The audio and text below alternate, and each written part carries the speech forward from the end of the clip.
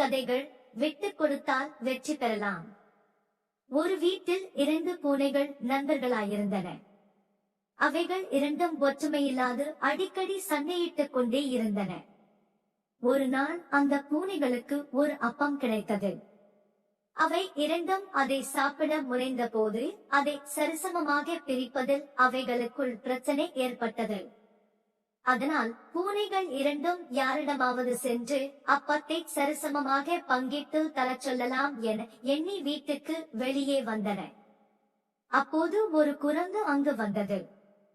குரங்கிடம் அப்பத்தை கொடுத்து அதை சமமாக பிரித்து தரும்படி கேட்டன. குரங்கும் மிக மகிழ்வுடன் அதற்கு சம்மதித்து ஒரு தராசு கொண்டு வந்து அப்பத்தை 2ஆக பிரித்து தராசின் தட்டின் மேல் வைத்து நிறுத்தது. அப்போது ஒரு அப்பத்துண்டு பெரிதாக இருந்ததினால் அந்த துண்டு இருந்த தட்டு சற்று கீழே பதிந்தது. உடனே அந்த குரங்கு அந்த அப்பத்துண்டை எடுத்து ஒரு கடி கடித்து சாப்பிட்டு விட்டு மீதியை தட்டில் போட்டது. இப்போது மற்ற தட்டு கீழே தாழ்ந்தது. அப்போதும் அந்த தட்டில் இருந்த அப்பத்துண்டை எடுத்து சிறிது கடித்து விட்டு மீண்டும் தராசில் போட்டது.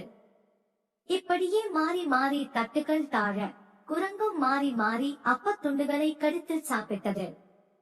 அப்பமும் குறைவடைந்து போனது.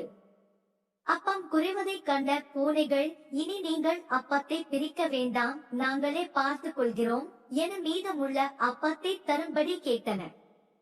ஆனால் குரங்கோ மீதமிருந்த அப்பத்தை கொடுக்காமல், நான் இதுவரை செய்த வேலைக்கு கூலி என்று சொல்லி அதையும் வாயில் போட்டு சாப்பிட்டு ஓடியது. பூனைகள் ஏமாற்றத்துடன் பிரிந்து சென்றன.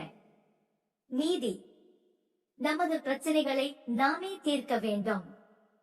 விட்டுக் கொடுத்தால் வெற்றி பெறலாம்.